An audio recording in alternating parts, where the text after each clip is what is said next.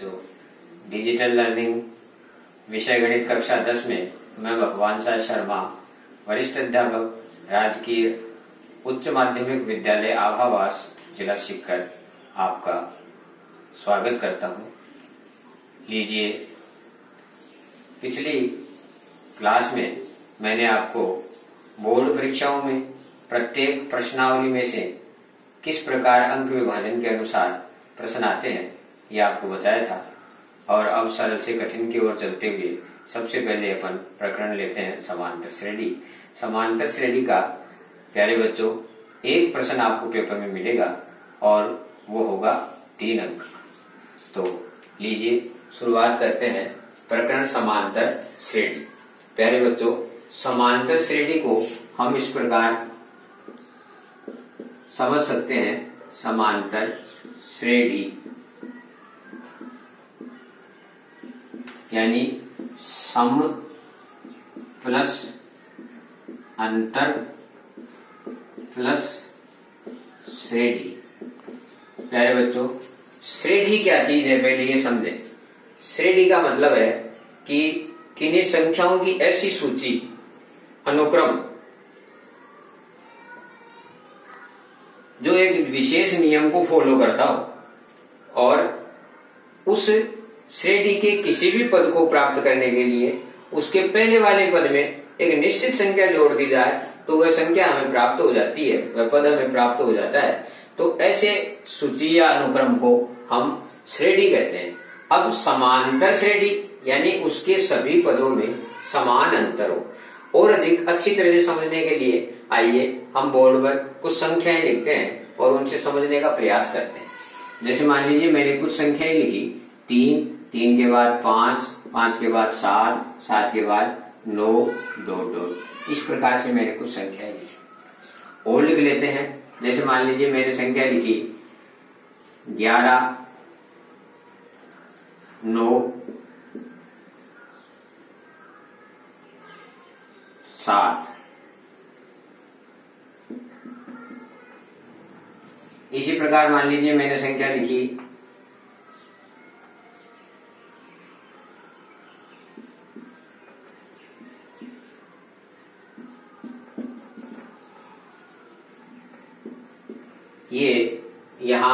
3 श्रेणियां मैंने आपके सामने लिखी। प्यारे बच्चों, यहां आप देखें तो इस श्रेणी में पहला पद, जिसे हम प्रथम पद कहते हैं, प्रथम पद ए, वो है 3। 3 में हमने कोई निश्चित संख्या जोड़ी तो 5 प्राप्त हो गया। आप कहेंगे 3 में सर आपने 2 जोड़ा, बिल्कुल सही है। 3 में 2 जोड़ने से 5 प्राप्त हो गया। 5 में 2 जोड़ा तो 7 प्राप्त हो गया। 7 में 2 जोड़ा तो 9 प्राप्त हो गया। दूसरे रूप में ये भी कह सकते हैं कि यदि 9 में से 7 की बाकी निकालो तो भी 2 आएगा, 7 में से 5 की बाकी निकालो तो भी 2 आएगा, और 5 में से 3 की बाकी निकालो तो भी 2 आएगा। कहने का मतलब सभी पदों में जो अंतर है वो समान है। यदि इनमें मैं इसको ये कहूं कि पहला पद A, दूसरे को यदि मैं A1, A2, तीसरे को यदि मैं A3, चौथे को यदि मैं A4 कहूं तो हम इसमें सबका अंतर देखें तो वो समान मिलेगा। जैसे मान लीजिए A2 और माइनस A या A1, तो A2 कितना है 5, 5 में से 3 की बाकी, 5 माइनस 3 बराबर कितना है 2। जैसे मान लीजिए मैं A3 में से A2 की बाकी निकालू तो A3 कितना है 7, और उसमें से A2 कितना है 5, इसकी बाकी निकालू कितना है 2। तो ये दोनों चीजें बराबर आ गई, ये दोनों चीजें बराबर आ गई, अंतर समान है सभी पदों में। ऐसे ही नीचे देखें तो देखो 7 में से 9 गए -2, 9 में से 11 गए -2, तो यहां जो सार में अंतर है वो -2 है। इसलिए ये भी समांतर श्रेणी है, ये भी समांतर श्रेणी। इसमें बात करें तो यहाँ 5 और 10 -5 का अंतर है, यहाँ 10 और 12 -2 का अंतर है, यहाँ 12 और 6 -6 का अंतर है। तो इनमें अंतर समान नहीं है, और समान अंतर नहीं होने के कारण से ये क्या है, समांतर श्रेणी नहीं है, और ये दोनों क्या है, समांतर श्रेणी है। अब आपको समझ में आ गया होगा कि समांतर श्रेणी कौन सी है और कौन सी समांतर श्रेणी नहीं है। पहले बच्चों, यदि हमें प्रथम पद और सार्वंतर d दिया हुआ हो तो हम आगे के पद ज्ञात कर सकते हैं। पहले बच्चों, जैसे अपन ये एक श्रेणी लेते हैं और इसमें अपन लिखते हैं कि प्रथम पद a बराबर है 3, और पहले बच्चों इनमें जो अंतर था सार्वंतर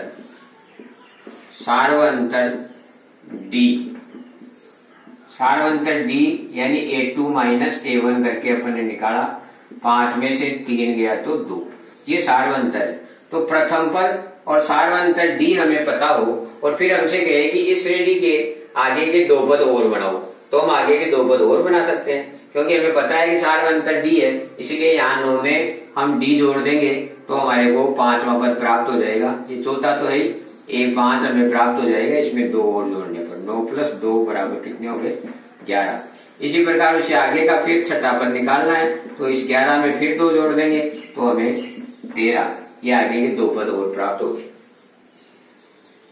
पहले बच्चों, अब हम यदि इस समांतर श्रेणी का व्यापक रूप देखना चाहें तो हम इसको इस प्रकार से समझ सकते हैं कि मान लीजिए हमारा ये जो पहला है, इस पहले पद को यदि हमने a माना, उसमें एक निश्चित संख्या जोड़ने से दूसरा पद आया d, निश्चित संख्या क्या है, सार्वंतर d जोड़ने से दूसरा पद आ गया।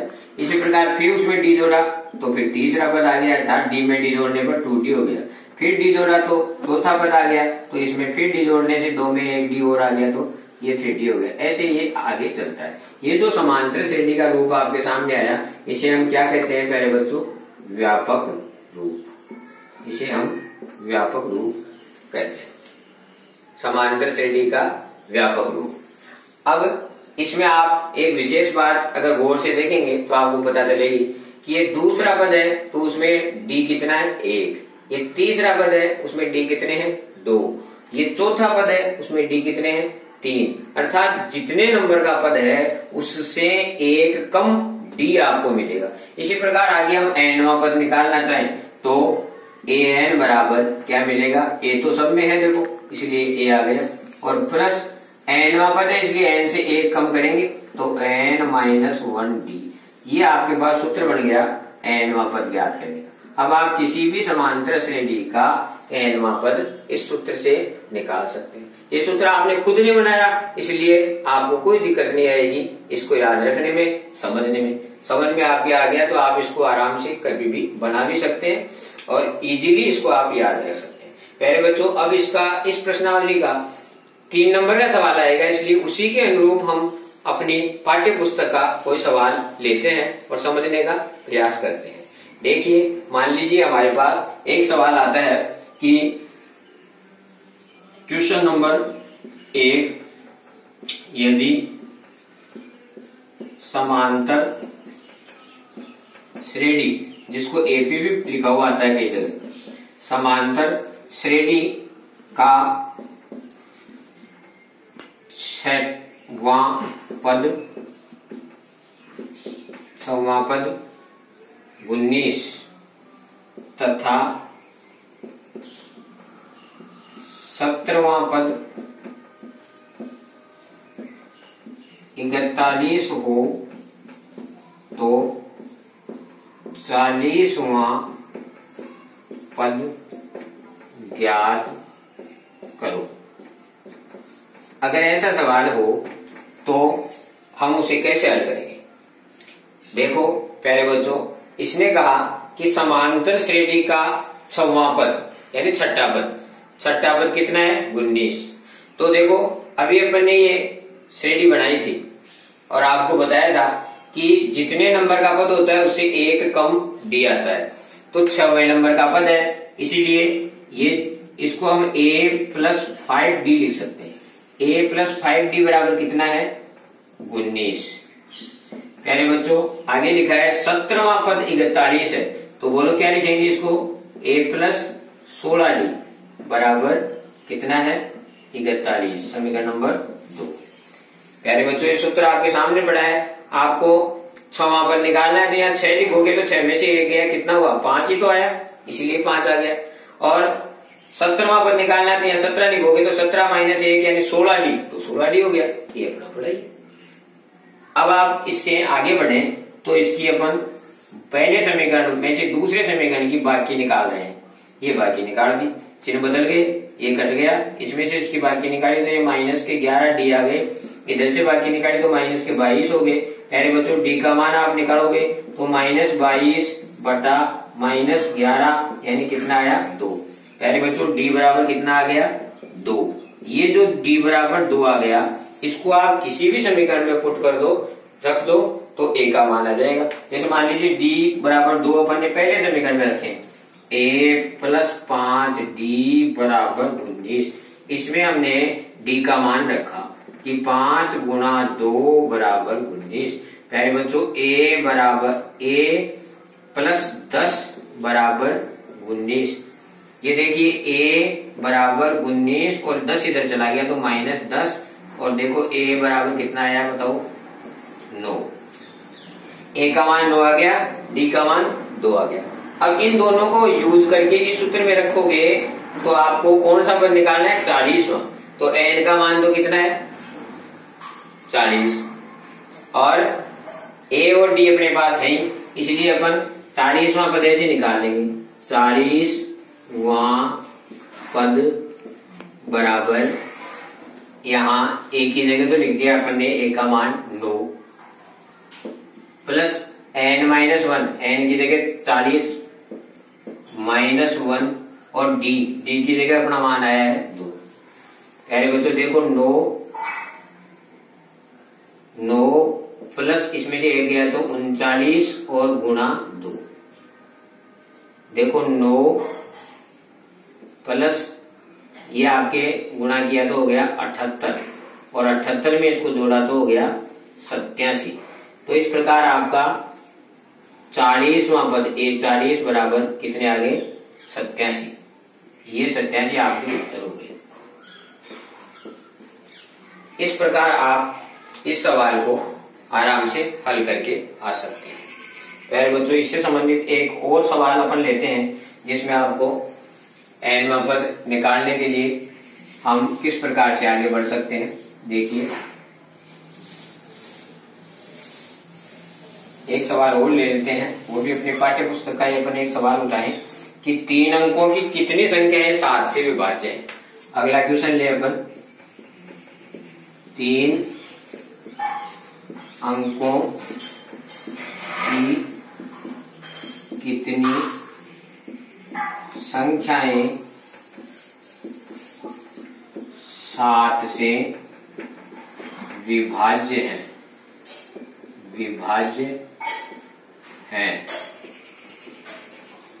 3 अंकों की कितनी संख्याएं 7 से विभाज्य हैं।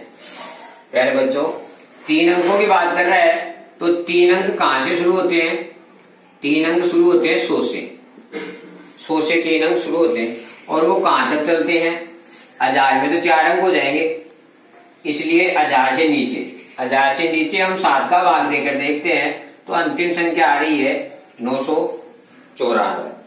प्यारे बच्चों ये इस प्रकार से अपन ने देखा कि 3 अंकों की संख्याएं तो ये है, वैसे ये 999 तक चलती है 3 अंकों की संख्या, तो ये 100 से लेकर 999 तक चलती है। अब अपनी श्रेणी की बात करें तो 3 अंकों में इसमें अपन आगे बात करें तो 15 संता 105, 15 के पहाड़े में 7 से अगर देखते हैं तो 7 का पहाड़ा 15 तक बोलेंगे तो पहला पद जो आएगा हमारे पास श्रेणी का समांतर श्रेणी जो बनेगी, उस समांतर श्रेणी का पहला पद हमारे पास 105 आएगा, क्योंकि 105 7 से विभाज्य है।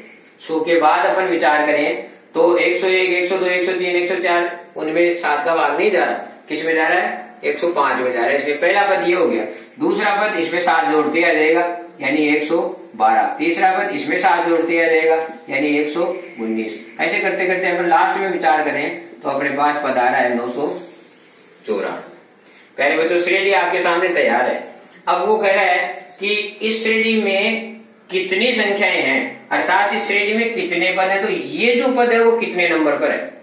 अंतिम पद देख लिया अपन ने, अब इसका नंबर ढूंढना है। तो अपन ने मान लिया कि माना ये एनवा पद है, माना एनवा पद बराबर 994, इसको अपने एनवा पद मान लिया। अब ये एनवा पद ज्ञात करने का सूत्र अपने पास है, उससे अपन इसका एन ज्ञात कर लेंगे।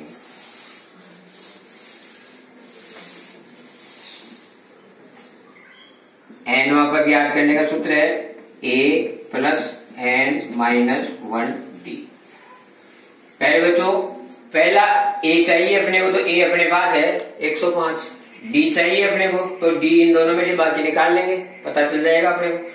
n जो है अपने को पता नहीं है, तो अपन आगे बढ़ रहे हैं। an अपने पास है 994 बराबर पहला पद कितना है 105 प्लस n का मान हमें पता नहीं है, और d का मान कितना है सार्वंतर 112 में से 105 की बाकी निकाली तो 7 आ गया, तो d का मान है 7।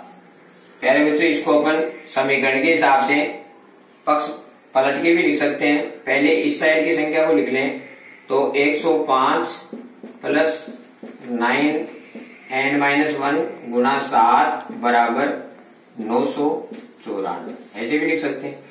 अब इसमें हम इसको n-1 गुणा 7 बराबर 994, और इसको इधर लाएंगे तो ये चिन्ह बदल जाएगा, और इस प्रकार से n-1 गुणा 7 बराबर, देखो इसकी बाकी निकालो, इसकी आप बाकी निकालोगे तो इसमें से 14 में से 5 गए तो 9 आ गया, यहाँ 8 का 8 आ गया, और यहाँ 8 आ गया। प्यारे बच्चों n-1 बराबर 889 बटा 7 का इसमें भाग दे दिया, 127 बार गया। n बराबर हो गया, इस एक को उधर भेज दिया तो 127, और उधर जाते ये प्लस का हो गया, यानी n बराबर हो गया 128। प्यारे बच्चों ये आपका 128 नंबर की संख्या है, अर्थात ये पूछ रहा है कितनी संख्याएं हैं, तो उसका जवाब हुआ 128। इस प्रकार से हम इस प्रश्नावली में ये समझ सकते हैं। आगे इसी प्रश्नावली से इन पदों का योग ज्ञात करना और पूछा जाएगा, वैसा सवाल हो रहा सकता है। हम अगली कक्षा में उसको भी शामिल करेंगे, अगली क्लास में। प्यारे बच्चों इसे आपको समझने के लिए और जानने के लिए आप हमारे YouTube चैनल भगवान शर्मा 1973 को सब्सक्राइब करें, और इसके बेल आइकन को दबा करके और आप उसमें क्लिक करें। उसके बाद आपको नया अपडेट तुरंत प्राप्त हो जाएगा। पहले आप इसे सब्सक्राइब करें, और अच्छा लगे तो शेयर करें। धन्यवाद।